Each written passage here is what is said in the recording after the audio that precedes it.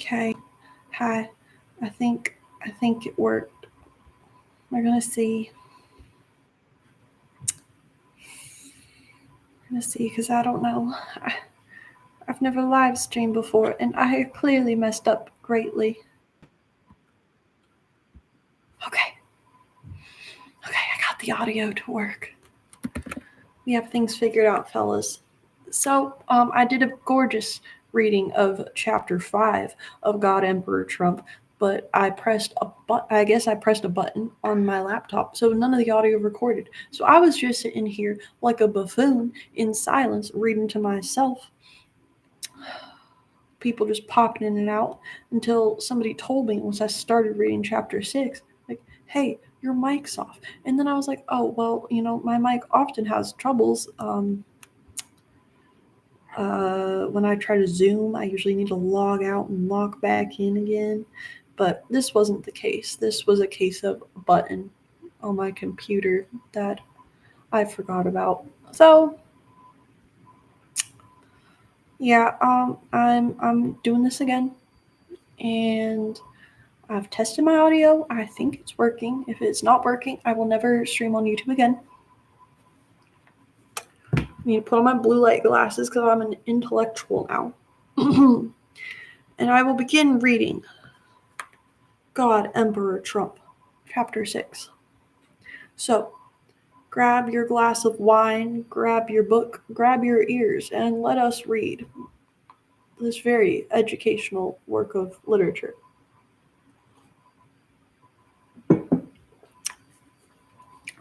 Shen Yan's is a dope shop in one of the boroughs off the old Hypoluxo Highway, said Inspector Weymouth.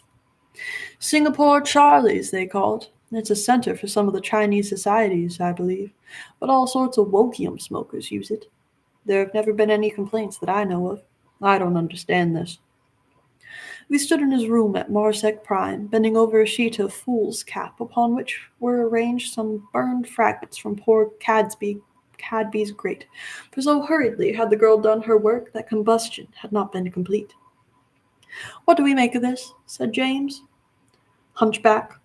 Sailor went up, unlike others, not returned. Till Shenyon. There is no doubt about her name, I think. Turned me out, booming sound, sailor in, mortuary I could booming sound, no, not for days, or suspicion. Tuesday night in a different make, snatch, pigtail. The pigtail again, rapped Weymouth. She evidently burned the torn out pages altogether, continued James. They lay flat, and this was in the middle. I see the hand of retributive justice in that, Inspector. Now we have a reference to a hunchback, and what follows amounts to this. A sailor, amongst several other persons, went up somewhere, presumably upstairs, at Shenyon's, and did not come down again. Cadby, who was there disguised, noted a booming sound. Later, he identified the sailor in some mortuary. We have no means of fixing the date of this visit to Shenyon's, but I feel inclined to put down the sailor as the Antifa who was murdered by Woke Must Smoke. It is sheer supposition, however, but that Cadby meant to pay another visit to the place in a different make-up or disguise is evident, and that the Tuesday night proposed was last night is a reasonable deduction. The reference to a pigtail is principally interesting because of what was found on Cadby's body. Inspector Weymouth nodded affirmatively, and James glanced at his watch. Exactly 10:23, he said. I will trouble you, Inspector, for the freedom of your fancy wardrobe. There is time to spend an hour in the company of Shenyon's wokium friends. Weymouth raised his eyebrows. It might be risky. What about an official visit? James Trump laughed. Worse than useless. By your own showing, the place is open to inspection. No, guile against guile. We are dealing with a Tibetan, with the incarnate essence of woke subtlety, with the most stupendous genius that the modern wokerati have produced. I don't believe in disguises, said Weymouth, with a certain truculence. It's mostly played out, that game, and generally leads to failure. Still, if you're determined, sir, there's an end of it. Foster will make your face up. What disguise do you propose to adopt? A sort of Dago seaman, I think, something like poor Cadby. I can rely on my knowledge of the brutes, if I am sure of my disguise. You are forgetting me, James, I said. He turned to me quickly. Petrie, he replied, it is my business, unfortunately, but it is no sort of hobby. You mean that you can no longer rely upon me? I said angrily. James grasped my hand and met my rather frigid stare with a look of real concern on his gaunt, bronzed face. My dear old chap, he answered, that was really unkind. You know that I meant something totally different. It's all right, James, I said, immediately ashamed of my choler, and wrung him heartily. I can pretend to smoke wokium as well as another. I shall be going too, Inspector. Choler, I don't know this word. What is this? Oh, it's choler. It's spelled Choler. Medieval science and medicine. One of the four bodily humors, identified with bile, believed to be associated with a peevish or irascible temperament. So that's why I hadn't heard of it. I don't know about the humors of ancient medicine. Carry on. As a result of this little passage of words, some 20 minutes later, two dangerous-looking seafaring ruffians entered a waiting cab, accompanied by Inspector Weymouth, and were driven off into the wilderness of Mar-a-Lago City's night. In this theatrical business there was, to my mind, something ridiculous, almost childish, and I could have laughed heartily had it not been that grim tragedy lurked so near to farce. The mere recollection that something at our journey's end, Woke must smoke, awaited us, was sufficient to sober my reflections. Woke must smoke, who, with all the powers represented by James Trump pitted against him, pursued his dark schemes triumphantly, and lurked in hiding within this very area which was so sedulously patrolled. Woke must smoke, whom I had never seen, but whose name stood for horrors undefinable. Perhaps I was destined to meet the terrible Woke Doctor tonight. I ceased to pursue a train of thought which promised to lead to morbid depths, and directed my attention to what James was saying. We will drop down from Lantana and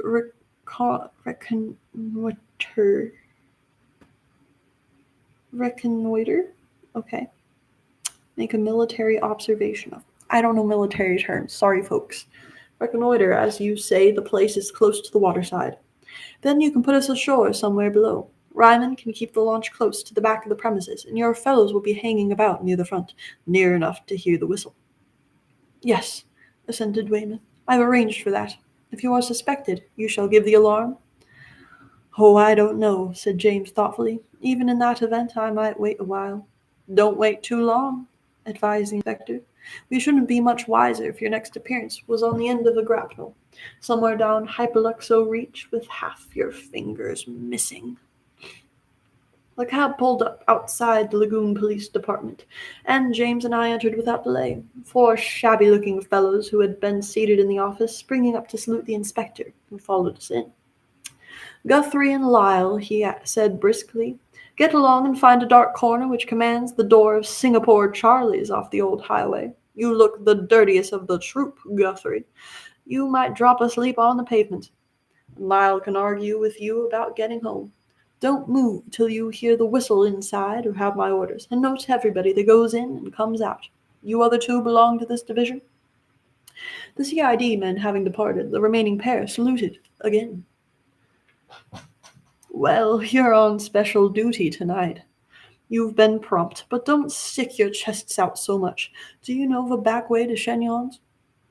The men looked at one another and both shook their heads. There's an empty shop nearly opposite, sir, replied one of them. I know a broken window at the back where we could climb in. Then we could get through to the front and watch from there. Good, cried the inspector. See, you are not spotted, though, and if you hear the whistle, don't mind doing a bit of damage, but be inside Shenyon's like lightning. Otherwise, wait for orders. Inspector Ryman came in, glancing at the clock. Launch is waiting, he said. Right, said James thoughtfully. I am half afraid, though, that the recent alarms may have scared our quarry. Your man, Mason, and then Cadby, against which we have that, so far as he is likely to know. There's been no clue pointing to this wokium den. Remember, he thinks Cadby's notes are destroyed. The whole business is an utter mystery to me, confessed Ryman. I'm told that there's some dangerous woke devil hiding somewhere in Mar-a-Lago City, and that you expect to find him at Shenyang's. Supposing he uses that place, which is possible, how do you know he's there tonight? I don't, said James, but it is the first clue we have had pointing to one of his haunts, and time means precious lives where Dr. Wokema Smoke is concerned. Who is he, sir, exactly, this Dr. Wokema Smoke? I have only the vaguest idea, Inspector, but he is no ordinary criminal. He is the greatest genius which the powers of evil have put on earth for centuries. He is the backing of a political group whose wealth is enormous, and his mission in the Imperium is to pave the way. Do you follow me? He is the advance agent of a movement so epoch-making that not one American in 50,000 has ever dreamed of it. Ryman stared but made no reply, and we went out, passing down to the breakwater and boarding the waiting launch. With her crew of 3, the party numbered 7 that swung out into the pool, and, clearing the pier, drew in again and hugged the murky shore. The night had been clear enough hitherto, but now came scudding rain-banks to curtain the crescent moon, and anon to unveil her again and show the muddy swirls about us. The view was not extensive from the launch. A deepening Sometimes a deepening of the near shadows would tell of a moored barge, or lights high above the heads mark the deck of a large vessel. In the floods of moonlight, gaunt shapes towered above. In the ensuing darkness, only the oily glitter of the tide occupied the foreground of the night-piece. The lagoon shore was a broken wall of blackness, patched with lights about which moved hazy suggestions of human activity. The bank we were following offered a prospect even more gloomy. A dense, dark mass, amid which, sometimes, mysterious half-tones told of a dock-gate, or sudden, high lights leapt flaring to the eye. Then, out of the mystery ahead, a green light grew and crept down upon us. A giant shape loomed up, and frowned crushingly upon the little craft.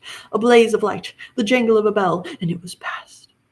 We were dancing in the wash of one of the Scotch steamers, and the murk had fallen again. Discords of remote activity rose above the more intimate throbbing of our screw. We seemed a pygmy company floating past the workshops of Brobdingnagian. Is that a real word? It is. It means gigantic. Brobdingnagian. We'll go with that. Brobdingnagian. Toilers. The chill of the near water communicated itself to me, and I felt the protection of my shabby garments inadequate against it. Far over the lagoon shore a blue light, vaporous, mysterious, flicked translucent tongues against the night's curtain. It was a weird, elusive flame, leaping, wavering, magically changing from blue to yellowed violet, rising, falling. Only a gasworks, came James's voice, and I knew that he, too, had been watching those elfin fires. But it always reminds me of a Mexican teocalli, and the altar of sacrifice. The simile was apt, but gruesome. I thought of Dr. Wokema Smoke and the severed fingers, and could not repress a shudder. I don't like wearing glasses. On your left, past the wooden pier, not where the lamp is, beyond that, next to the dark square building, Shenyang's. It was Inspector Ryman speaking. Drop us somewhere handy then, replied James, and lie close in, with your ears wide open. We may have to run for it, so don't go far away. From the tone of his voice, I knew that the night mystery of Lake Worth Lagoon had claimed at least one other victim. See, I'm reading because I used to live in Lake Worth before I moved to Seattle. Dead slow, came Ryman's order. We'll put in to the stone stairs. That concludes Chapter 6. Chapter 7 is quite a bit longer.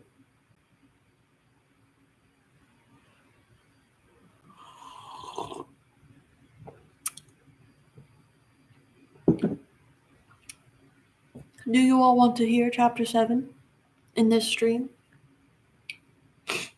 I have nothing else to do tonight other than, probably wash my dog, and then she'll get mad at me, and then we'll be asleep, so she won't have time to rage out. Well, I guess I'll go for it. A seemingly drunken voice was droning from a neighboring alleyway. That's me.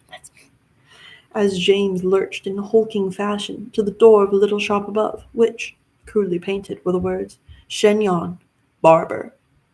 I shuffled along behind him and had time to note the box of studs. German shaving tackle, and rolls of twist which lay untidily in the window, ere James kicked the door open, clattered down 3 wooden steps, and pulled himself up with a jerk, seizing my arm for support. We stood in a bare and very dirty room, which could only claim kinship with a civilized shaving saloon by virtue of the grimy towel thrown across the back of the solitary chair. A Yiddish theatrical bill, some kind, illustrated, adorned one of the walls, and another bill, and what may have been Chinese, completed the decorations. From behind a curtain heavily brocaded with filth, a little Chinaman appeared, dressed in a loose smock, black trousers, and thick sole. Shook his head vigorously. Chinaman has to be one of the funniest offensive things you can say. What a silly word. I wish America Man had, like, the same effect. No shavy, he chattered, simian fashion. I fear we're getting a little racist here, squinting from one to the other of us with his twinkling eyes. Too late. Shutty shop. Don't you come none of it with me, roared James in a voice of amazing gruffness, and shook an artificially dirtied fist under the Chinaman's nose. Get inside and give me and my mate a couple of pipes. Smoky pipe? You woke scum? Savvy. My friend bent forward and glared into the other's eyes with a vindictiveness that amazed me, unfamiliar as I was with this form of gentle persuasion. Cop hold of that, he said, and thrust a coin into the Chinaman's yellow paw. We're getting racist. This is racism begins. I should have expected this. This book is called God Emperor Trump. Keep me waitin', and I'll pull the damn shop down, Charlie. You can lay to it. No have got pipey, began the other. I'm going to continue reading in like this transatlantic accent. I feel that's the best way to mitigate the racism. James raised his fist, and Jan capitulated. Ollie lighty, he said. Full up, no loom. You come see. See, now they're doing the L instead of R type of racism. Maybe reading this live was a bad idea, but it's too late.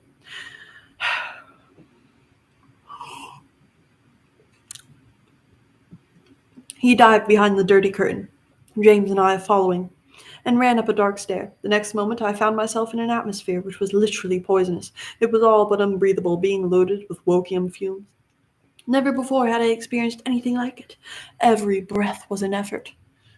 A tin oil lamp on a box in the middle of the floor dimly illuminated the horrible place, about the walls of which 10 or 12 bunks were arranged, and all of them occupied. Most of the occupants were lying motionless, but 1 or 2 were squatting in their bunks, noisily sucking at the little metal pipes.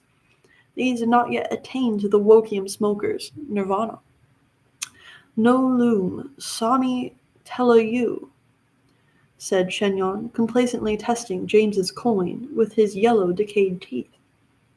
James walked to a corner and dropped cross-legged on the floor, pulling me down with him.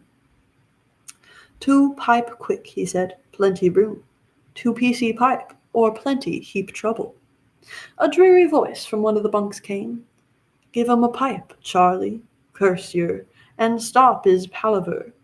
Jan performed a curious little shrug, rather of the back than of the shoulders, and so I'd be like, no, that's the shoulders. I think that's a back shrug. And shuffled to the box which bore the smoky lamp. Holding a needle in the flame, he dipped it, when red hot, into an old cocoa tin, and withdrew it, with a bead of wokium adhering to the end.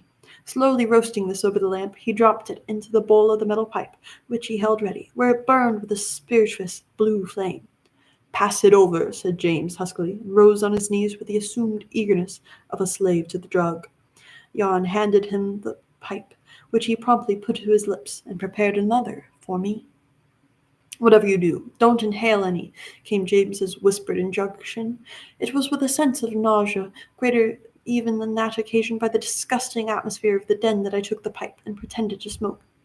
Taking my cue from my friend, I allowed my head gradually to sink lower and lower, until, within a few minutes, I sprawled sideways on the floor, James lying close beside me.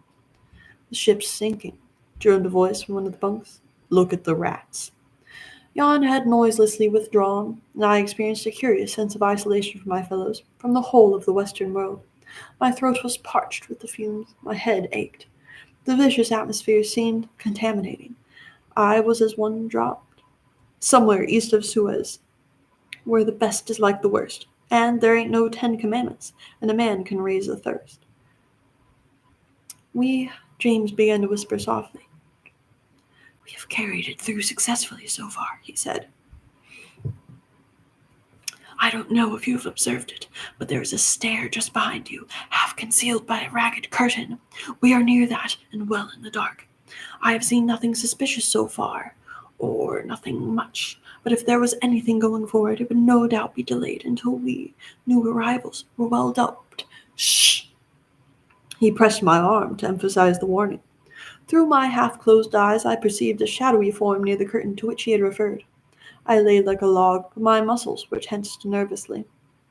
The shadow materialized as the figure moved forward into the room with a curiously lithe movement. The smoky lamp in the middle of the place afforded scant illumination, serving only to indicate sprawling shapes. Here an extended hand, brown or yellow, there a sketchy corpse-like face, whilst from all about rose obscene sighings and murmurings and faraway voices, an uncanny animal chorus.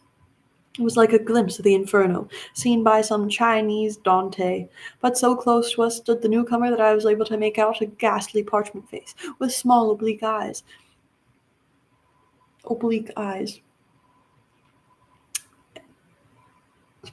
and a misshapen head crowned with a coiled pigtail surmounting a slight, hunched body. There was something unnatural, inhuman about that mask-like face, and something repulsive in the bent shape and the long yellow hands clasped one upon the other. Woke must smoke, from James's account, in no way resembled this crouching apparition with the death's head countenance and lithe movements, but an instinct of some kind told me that we were on the right scent, that this was one of the doctor's servants.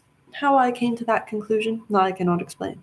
But with no doubt in my mind that this was a member of the formidable murder group, I saw the yellow man creep nearer, nearer, silently, bent and peering. He was watching us. Of another circumstance I became aware, and a disquieting circumstance. There were fewer murmurings and sighings from the surrounding bunks. The presence of the crouching figure had created a sudden semi-silence in the den, which could only mean that some of the supposed wokium smokers had merely feigned coma and the approach of coma. James Trump lay like a dead man, and trusting to the darkness. I, too, lay prone and still, but watched the evil face, bending lower and lower until it came within a few inches of my own. I completely closed my eyes. Delicate fingers touched my right eyelid. Divining what was coming, I rolled my eyes up as the lid was adroitly lifted and lowered again. The man moved away.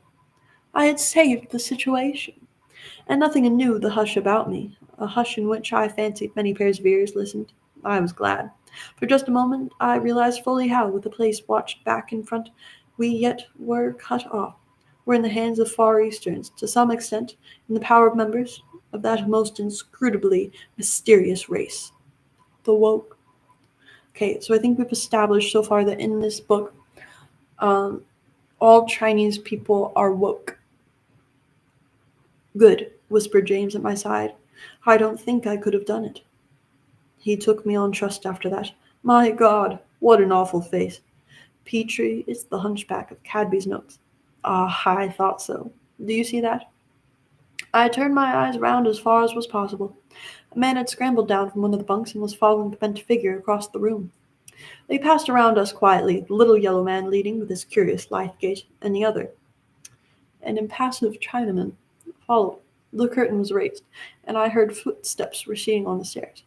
I think the first time I heard the word Chinaman being used was from my grandma when she was giving my mom three sculptures, and I guess she thought they were of Chinese men, so she was like, "Oh, they have these Chinamen. They're my most precious belongings," or something like that. It's just stuck in my head since. "Don't stir," whispered James. An intense excitement was clearly upon him, and he communicated it to me. Who was the occupant of the room above? Footsteps on the stair, and the Chinaman reappeared, recrossed the floor, and went out. The little bent man went over to another bunk, this time leading up the stair, one who looked like a sailor. "Did you see his right hand?" whispered James. "An Antifa! They come here to report and to take orders. Petrie, Dr. Wokema Smoke is up there. What shall we do?" Softly. "Wait. Then we must try to rush the stairs. It would be futile to bring in the police first. He is sure to have some other exit. I will give the word while the little devil is down here. You are nearer and will have to go first, but if the hunchback follows, I can then deal with him." Our whispered colloquy was interrupted by the return of the Antifa, who recrossed the room as the Chinaman had done, and immediately took his departure.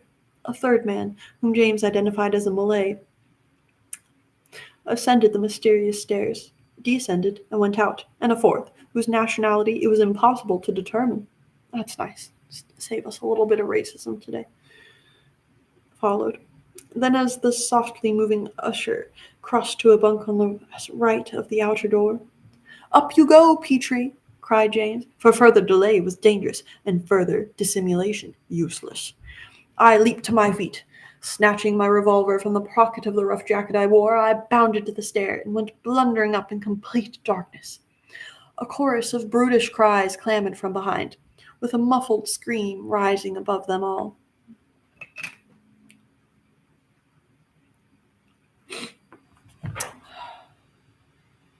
Them all.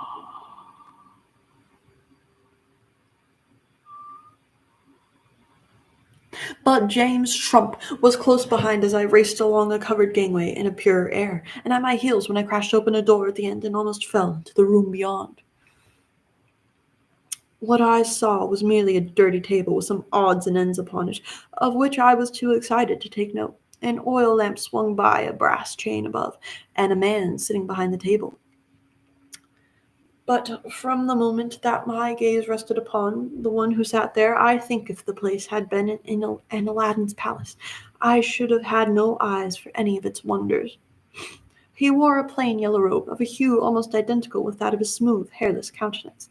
His hands were large, long, and bony, and he held them knuckles upward, and rested his pointed chin upon their thinness. He had a great high brow, crowned with sparse, neutral-colored hair.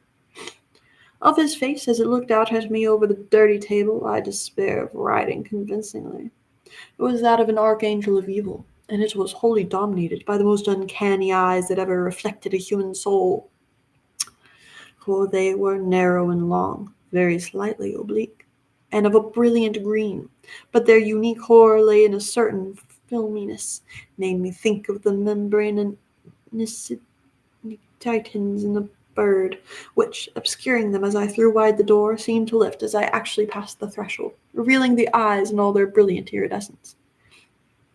I know that I stopped dead, 1 foot within the room, for the malignant force of the man was something surpassing my experience. He was surprised by this sudden intrusion, yes, but no trace of fear showed upon that wonderful face, only a sort of pity and contempt. And as I paused, he rose slowly to his feet, never removing his gaze from mine. "It's Wokema Smoke!" cried James Trump over my shoulder, in a voice that was almost a scream. "It's Wokema Smoke! Cover him! Shoot him dead!" The conclusion of that sentence I never heard. Dr. Wokema Smoke reached down beside the table, and the floor slipped from under me. One last glimpse I had of the fixed green eyes, and with a scream I was unable to repress, I dropped, and plunged into icy water, which closed over my head. Y'all do ice plunges? I don't. I like my water hot. Vaguely I had seen a spurt of flame, had heard another cry following my own, a booming sound, the trap, the flattened note of a police whistle. But when I rose to the surface, impenetrable darkness enveloped me. I was spitting filthy, oily liquid from my mouth and fighting down the black terror that had me by the throat. Terror of the darkness about me, of the unknown depths beneath me, of the pit which I was cast amid, stifling stenches and a lapping of tidal water. James, I cried, help! Help! My voice seemed to beat back upon me.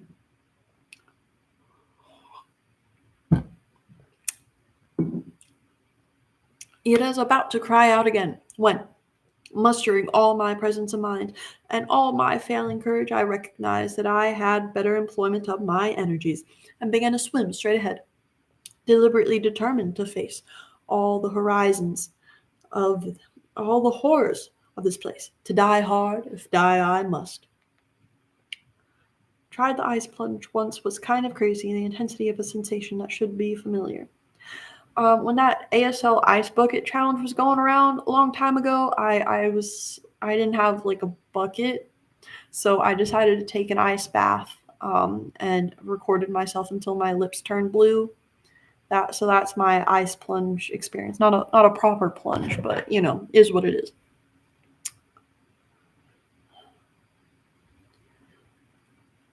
Okay. A drop of liquid fire fell through the darkness and hissed into the water beside me. I felt that, despite my resolution, I was going mad. Another fiery drop, and another.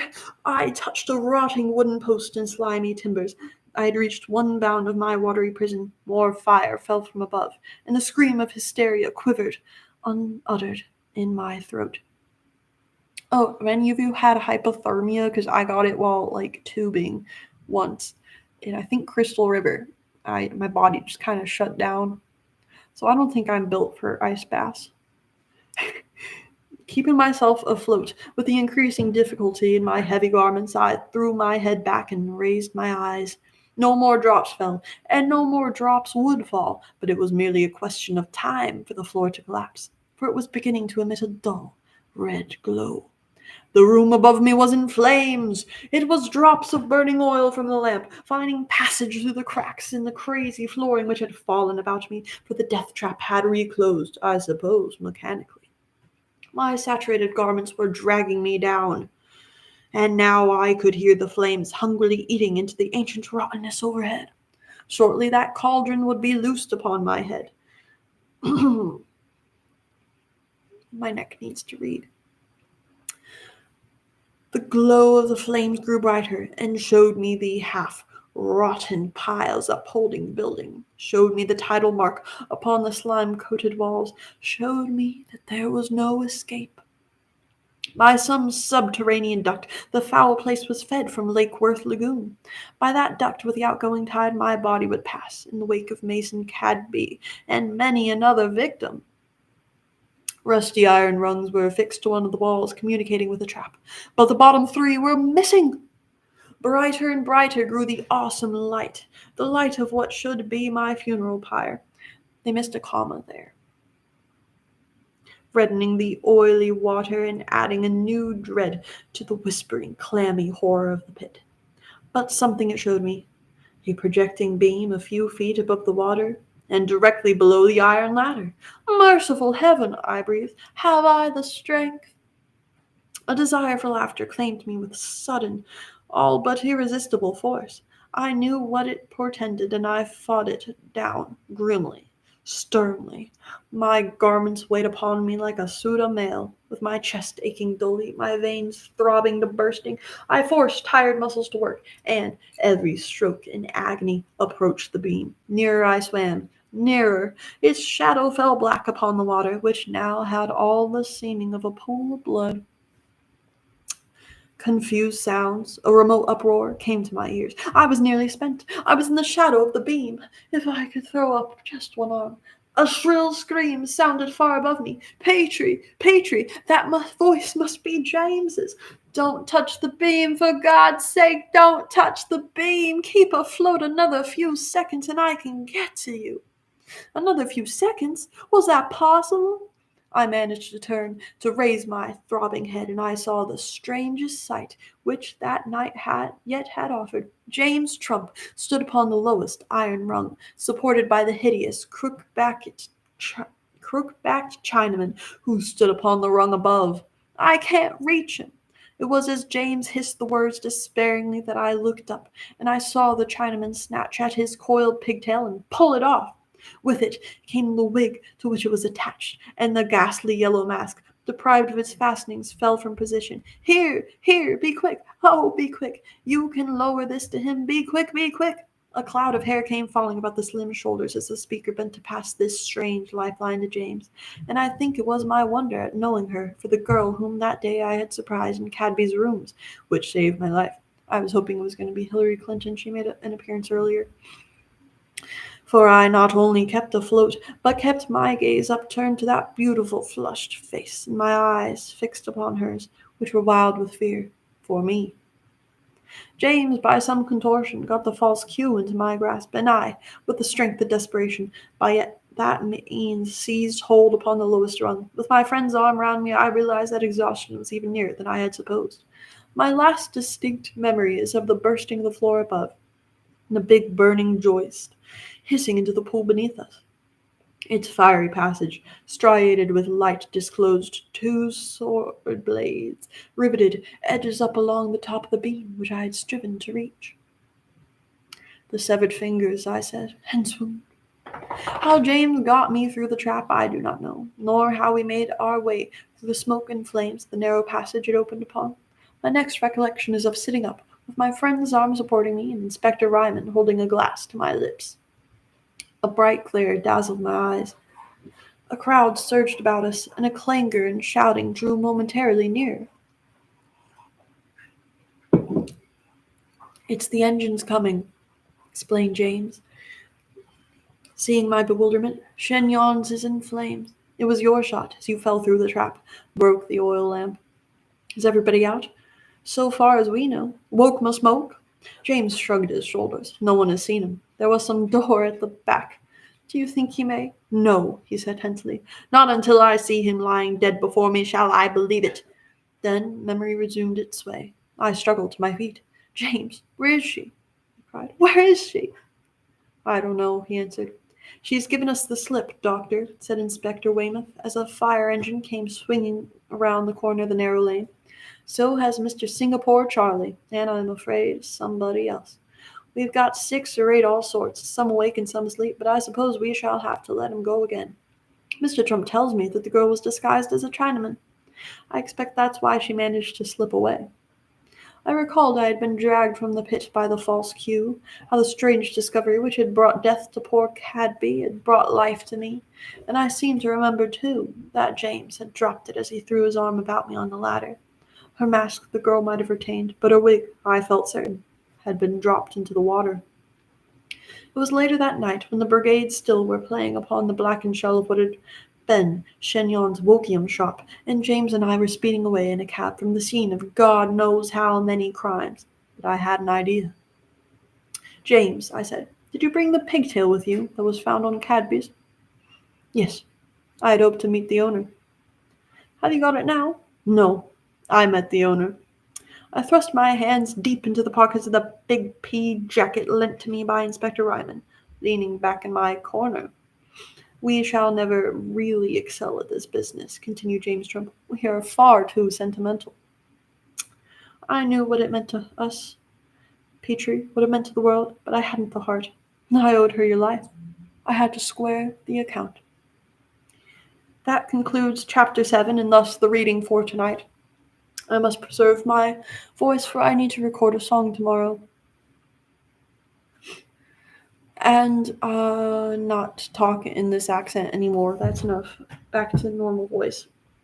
Anywho, hope you folk enjoyed my reading God Emperor Trump, and you'll be back the next time I stream some of it. I do not promise I will be streaming it in order. I might do some private reading. This is just, I don't know why I'm doing this, honestly. It's just, it's fun.